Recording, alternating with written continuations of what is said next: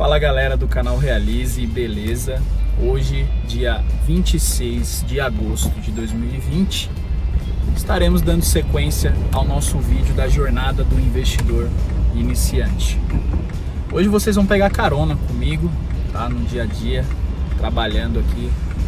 Para quem é de São Paulo, estou saindo da Zona Leste, indo para a Zona Sul hoje e vamos fazer esse vídeo.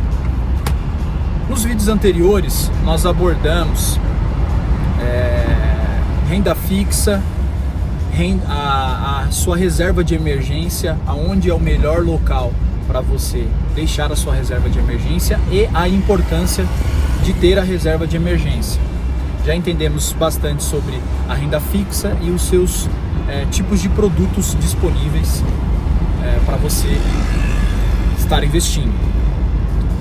Só que agora a gente precisa diversificar mais a sua carteira, diversificar mais o seu patrimônio. Porque a renda fixa, ela é muito previsível na sua maioria das vezes. Porque você vai ter uma determinada rentabilidade em um determinado tempo, onde você vai deixar o seu dinheiro aplicado, disponível para o banco trabalhar. Para o banco ou para o próprio país, comprando títulos públicos. E aí, para você ter um upside na sua carteira, para você ter umas porradas, entre aspas, de rentabilidade na sua carteira, no seu patrimônio, é necessário você se expor à renda variável. Sem ela, vai ser impossível você conseguir ter esses upsides que eu estou comentando. Tá, Elvis, mas se a renda variável ela vai ter essa possibilidade de me proporcionar grandes rentabilidades, por que eu não coloco todo o meu dinheiro na renda variável? Você pode fazer isso. É recomendável? Não é tão recomendável, porque o nome variável, vão acontecer variações para cima ou para baixo. Muitas das vezes, principalmente quando a gente está no início da nossa jornada no mundo dos investimentos, a gente tende a tomar algumas decisões erradas. Isso faz parte do processo. É totalmente natural você errar. E você seguir certas receitas de bolo, como você ter parte do seu patrimônio em renda fixa, ter reserva de emergência, e dentro da renda variável você diversificar, vai fazer com que você tenha menos impacto na sua carteira, perdendo menos numa tomada de decisão errada.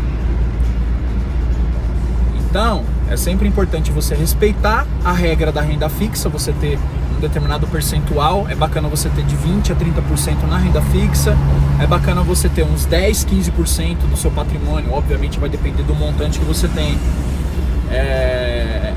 na sua reserva de emergência, ter esse percentual, ou pelo menos de 3 a 5 meses do seu custo de vida na reserva de emergência, se acontecer uma emergência você não ser pego desprevenido. Então você pode ficar 100% em renda variável, mas não é recomendável, porque numa situação como essa do coronavírus que aconteceu agora, a renda variável veio abaixo, e aí você vai ver o seu patrimônio sair, por exemplo, de 100 para 50 do dia para noite. Então é muito complicado. Se você estiver já preparado para isso, tudo bem. Agora, como você está no início, não é recomendável. Então, pessoal, a renda variável consiste no quê? Primeiro, nós temos o índice Bovespa, a Bolsa de Valores de São Paulo. Já existiram outras no passado, num passado bem longínquo. Existiu a Bolsa de Valores do Rio de Janeiro, por exemplo, que ela quebrou, não funciona mais. E a mais estruturada do Brasil é a B3, tá? É nela que as empresas fazem o seu IPO. O IPO, traduzindo para vocês, é uma oferta inicial pública. É quando a empresa ela decide vender parte da sua empresa. Um exemplo, existem duas pessoas que é dono de uma determinada empresa, e eu quero vender a minha empresa a mercado.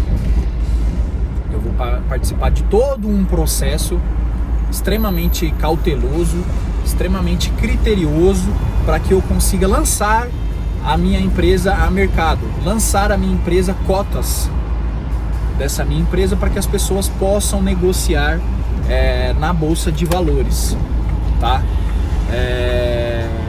Vou na entrada aqui, ó. E aí, eu estando na Bolsa de Valores, consegui passar por todos os requisitos, estou na Bolsa de Valores, pronto, eu tenho a minha oferta pública inicial, que vai ter um determinado valor para cada cota. E essa oferta, ela vai ser oferecida, né, via as corretoras, que são as mediadoras. Nós já vimos isso em outros vídeos. As corretoras, elas são as mediadoras, porque você não consegue de jeito nenhum ir lá na empresa, bater na porta lá e comprar cotas dela, ou ir lá na B3, bater na porta lá e falar assim: eu quero tantas cotas de Ambev, tantas cotas de Vale, tantas cotas de Petrobras. Você não consegue. Então é necessário que você tenha essa ponte, essa mediação, que é a corretora entre a Bolsa de Valores, que por sua vez as empresas estão listadas nessa Bolsa de Valores. Então não tem outra alternativa para você se expor à renda variável, ao mercado de capitais, que não seja dessa forma. Beleza? Então nós já sabemos como funciona para as empresas se listarem na Bolsa e como faz para você comprar essas empresas. Depois da oferta pública inicial dessa empresa, a empresa, ela começa a sempre a vender. Não é que a empresa, isso é uma dúvida de muitas pessoas, inclusive. Quando existe essa oferta pública inicial, que a empresa vendeu aquelas cotas,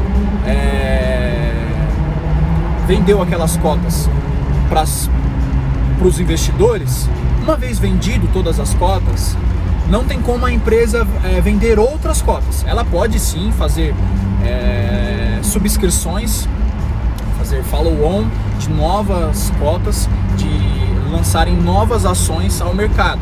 Mas inicialmente ela colocou, sei lá, 1 milhão de ações a X valor. É aquela 1 milhão que vai continuar circulando no book de ofertas. E aí, essas compras e vendas de ações que você acaba ouvindo por aí, que as pessoas falam: comprei tal ação, vendi tal ação, ela sempre acontece entre os investidores. Não significa que você está comprando da empresa novamente, ou que a empresa não para nunca de vender aquelas ações, continua vendendo ações e vendendo ações. Não, já foi lançado uma determinada quantidade de ações a mercado. Os investidores que compraram a oferta pública já venderam, já venderam para outras pessoas, e nisso aquele ciclo infinito, ele vai se repetir por diversas vezes, milhares de vezes, milhões de vezes, né? Entre sempre investidor, o investidor Elvis e o investidor, exemplo aqui, João. E aí nisso que entra as oscilações de preço daquelas cotas, onde o investidor Elvis, ele decide vender a Petrobras, por exemplo, as cotas que ele tem da Petrobras, e o João, ele tá querendo comprar da Petrobras, e o Elvis decidiu que ele quer vender a R$25, por exemplo. Existe já um valor que está oscilando ali devido às trocas que existem. E aí o Elvis vai colocar lá, por exemplo, o papel atualmente está sendo negociado a R$24,50 e o Elvis está colocando lá a R$25. Vai existir uma determinada ordens de compra e ordens de venda. Quando aquilo se orientarem e derem certo os valores de compra e venda, o negócio acontece. Então, os preços, eles são influenciados principalmente por conta da compra e da venda, a expectativa que o comprador tem para com aquele ativo, vai fazer com que ele coloque um determinado valor de compra no book de oferta. Lá na corretora, vai ter o home broker, aí você vai ver ali todas as ofertas e você pode colocar a ordem de compra daquela ação a um determinado valor. Você pode colocar o valor que você quiser. Se vai entrar ou não, é uma outra história, fica para um próximo vídeo. E quando o João, ele colocou aquele valor e o Elvis colocou aquele outro valor de venda e casarem aquelas propostas de outras pessoas com a do João, do Elvis, etc., o negócio acontece, a troca vai acontecer, tá?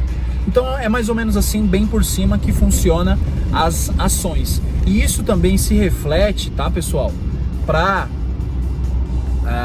os fundos imobiliários.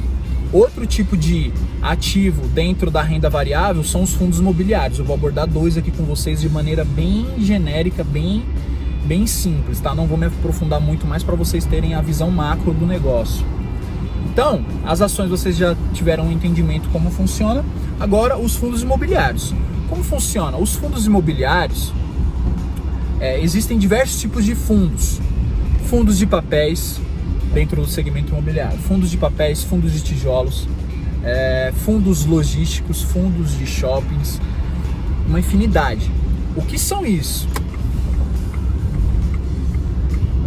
Existe uma gestão que vai captar recursos dessa mesma, mais ou menos parecido com as ações. Existe um determinado imóvel ou algo que eles querem construir, um projeto em algum local, e aquele fundo que faz a administração, o gerenciamento do patrimônio, ele vai lançar a oferta a mercado.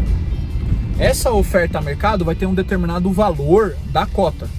E o que eles vão fazer com o dinheiro? Você vai analisar aquilo, vai entender que tem potencial, por exemplo, de sim, você provavelmente vai investir. Não, você não vai investir, vai preferir ficar de fora. E aí eles vão captar recurso através da venda dessas cotas, de algo que eles ou vão comprar ou vão construir. Isso para quando eles vão lançar um fundo imobiliário no mercado, ou eles vão fazer uma nova aquisição de um bem ou uma construção. Para os fundos que já existem, por exemplo, agora eu estou passando aqui, acabei de passar em o prédio da XP, que fica aqui na Vila Olímpia. Eu tô passando na frente dele aqui agora, tá? Esse fundo, ele é negociado em bolsa. Então, quem é o dono? O dono são os cotistas detentores dessas cotas. Essas pessoas são donas. E essa maneira de se expor à renda variável é uma maneira que a gente normalmente fala no meio aqui de investimentos, que é uma maneira mais tranquila de se expor à renda variável. Por quê? Você tem uma previsibilidade muito maior de entradas do que nas ações. As ações, elas pagam os dividendos. Também posso abordar em outro vídeo o funcionamento dos dividendos. Mas os fundos imobiliários, eles atraem muitas pessoas porque eles pagam aluguéis. Você ter um imóvel teu que você aluga e tem uma renda daquilo, é a mesma coisa de você ter fundos imobiliários. Só que, particularmente, eu acho muito melhor, porque eu não tenho problema com o inquilino, ele não liga para mim, ele não me manda mensagem, ele não atrasa. Eu não tenho o inquilino de um fundo imobiliário, ele pode atrasar o aluguel. Sim, ele pode atrasar o aluguel, a gente não está isento disso. Mas eu não tenho que lidar com ele, com parte judicial, ou cobrando, ou qualquer coisa do gênero. E isso é muito bom, porque eu não tenho estresse, tá?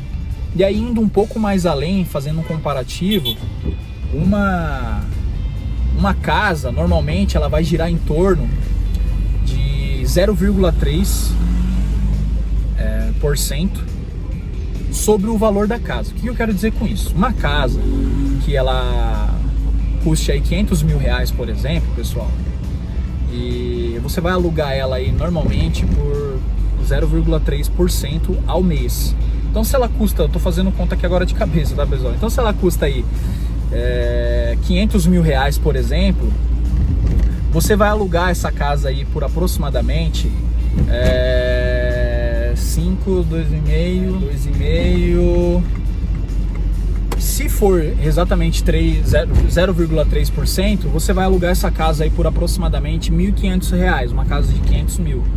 Lógico que vai oscilar por conta da localização que esse imóvel tá, mas no geral, como regra, vocês podem verificar aí depois, que vai sempre oscilar entre 0,3% a 0,6%.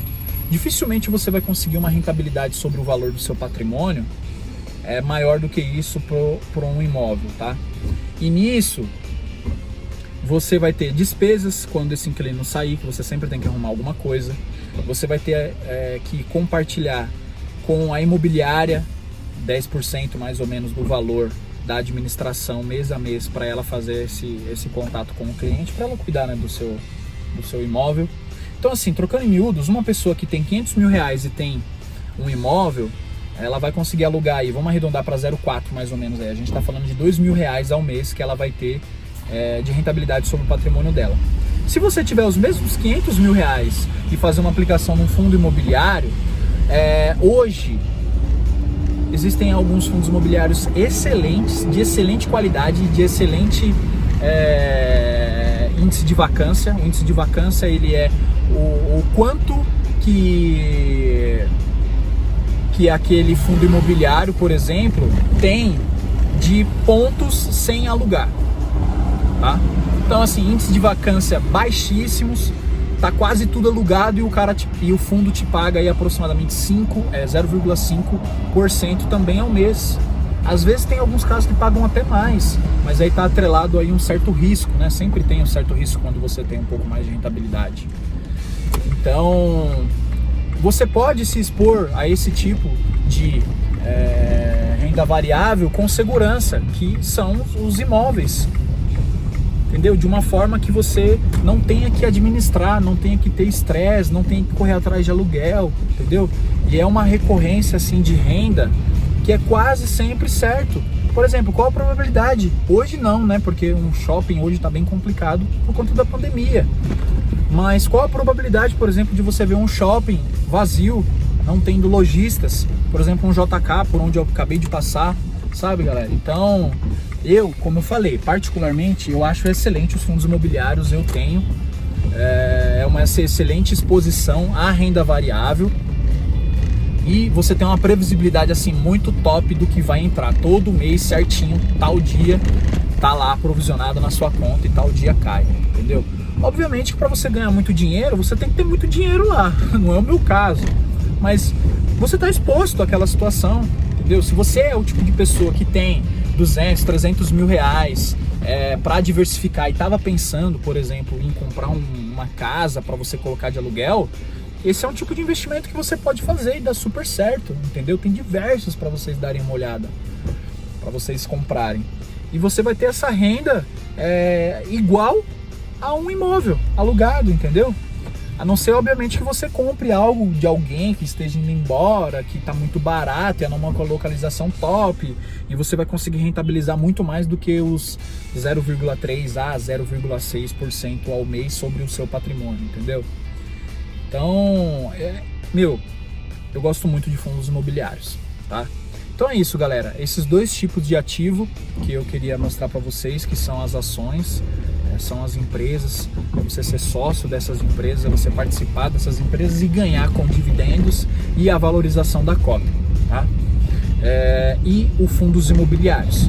Eu espero que vocês tenham gostado. Obviamente foi de maneira bem superficial que eu expliquei tudo, tá? Justamente porque são assuntos muito amplos que eu preciso pegar cada tópico aqui que eu mencionei e filtrar mais, penetrar mais nesse assunto para que vocês entendam melhor ainda. Mas era necessário esse vídeo macro para que vocês entendessem como funciona esse mundo de maneira geral. Beleza, galera? Realize, vamos investir, estudem sempre por fora, não parem, nunca pode ficar parado. Valeu, galera, realize.